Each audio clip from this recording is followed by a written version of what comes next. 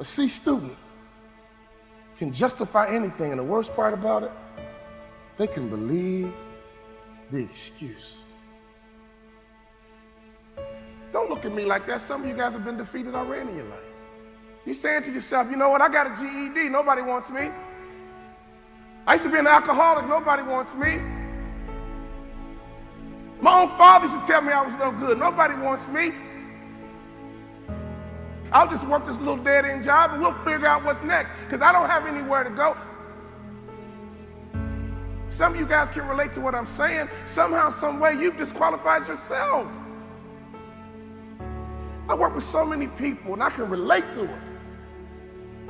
Nobody can beat you but you. Nobody can stop you but you.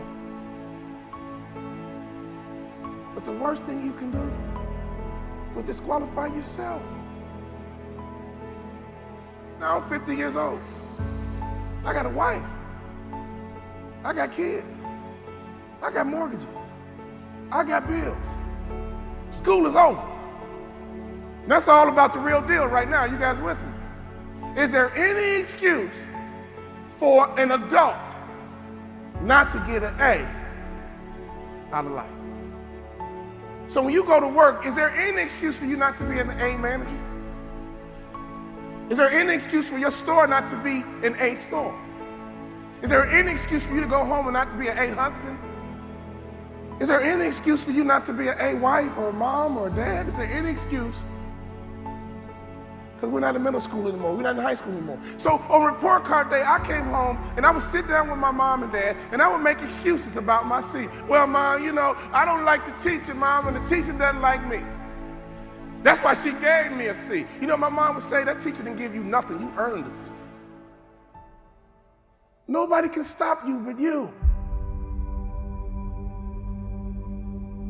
You know, I had a goal of playing in the NBA, and I got there.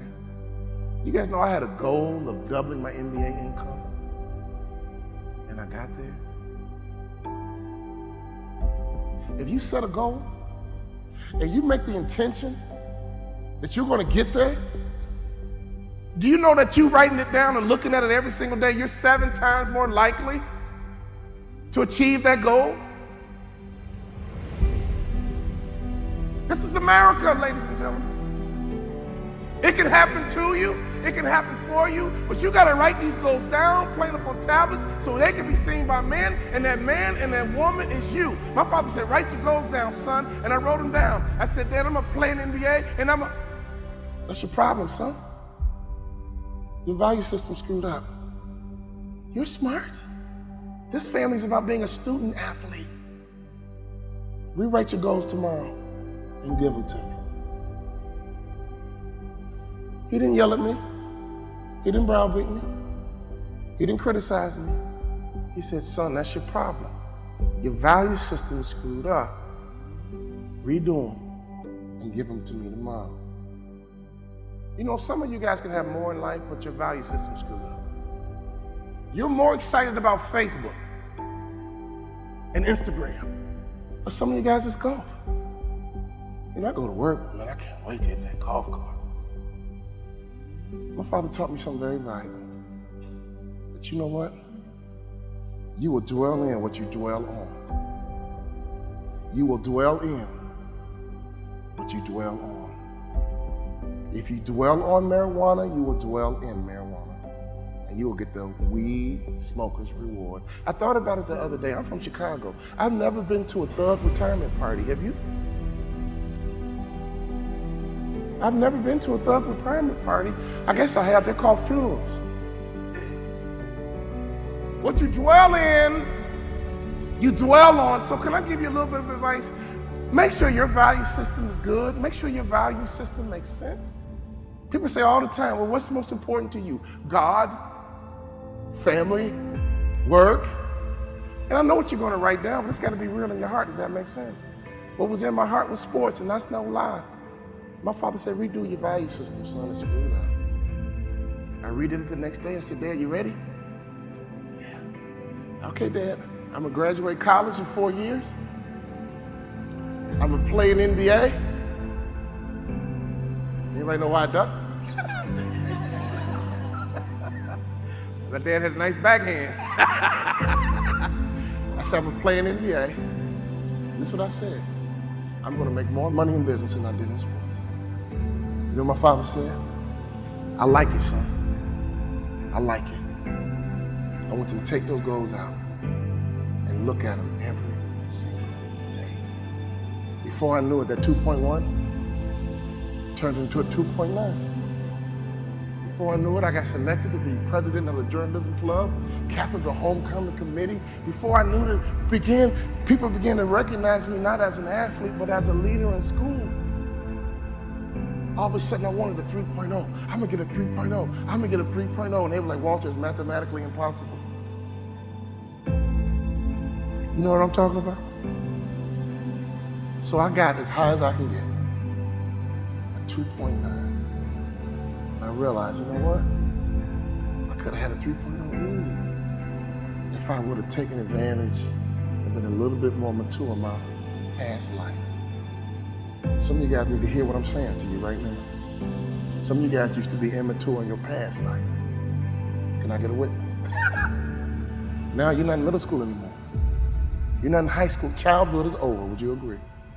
And grown men and grown women think a certain way, operate a certain way, and have a certain mindset and mentality. I want you to understand you are a part of a legacy. You've heard about your mom's story, you heard about your dad's story. Now it's time for you to build your story. My father was a sharecropper in Tennessee. I heard all the stories my dad would tell me being a young black boy in Tennessee. He said, son, I got called the N-word so many times, I began to think it was my first name. But I busted my butt for you, son. I busted my butt. I went back to college for you, son. I got educated for you, son. Everything I do is for you, son. See, right now, I want you to understand you are a part of a legacy. Many of you guys, your mom made sacrifices for you. Your dad made sacrifices for you. Now it's time for you to grab the bull by the horns and impact your legacy. Is everybody with me? Your mom and dad have this story. Your grandfather, your grandmother has his and her story. Now you are building your story. I was at a track meet one day, and I was watching a 4x1 relay. And I love a 4x1 relay because that first sprinter takes off with the baton in their hand, and they run as hard as they can, as fast as they can, and when they get to the next athlete, they yell, stick! And the next athlete takes off running, but they reach back. They just reach back a little bit. Then they run as hard as they can, as fast as they can, for 100 meters, and then they yell, stick! And it's so important to make a successful handoff, because if you don't make a successful handoff, you are disqualified.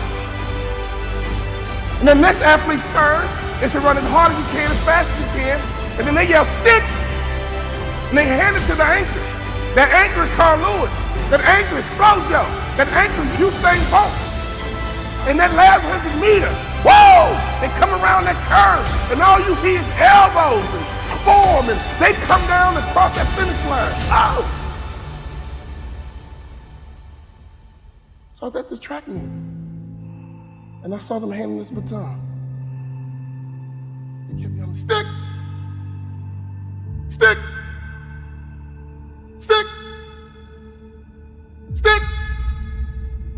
Stick! Your father might be from Russia. Your grandfather might be from Cuba, Colombia. I don't know where they're from, but let me tell you something. At some point, they're gonna yell, stick!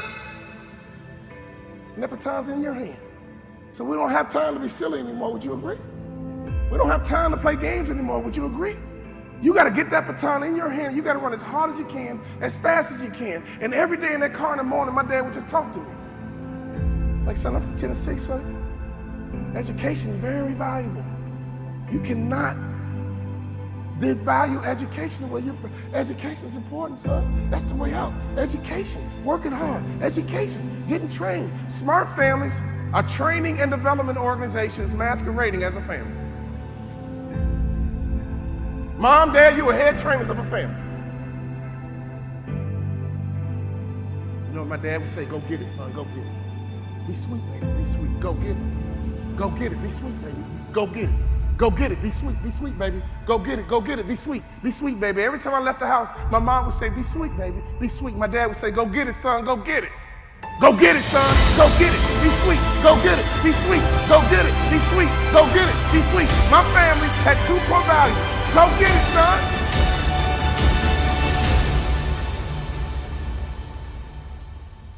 Be sweet, baby. I used to go into class and say, man, if I get a C, I'm good. If I can pull off a B, C, I'm good. Never even went for the A. You know that the average person thinks the same exact way? They could do more, they could be more if they believed more.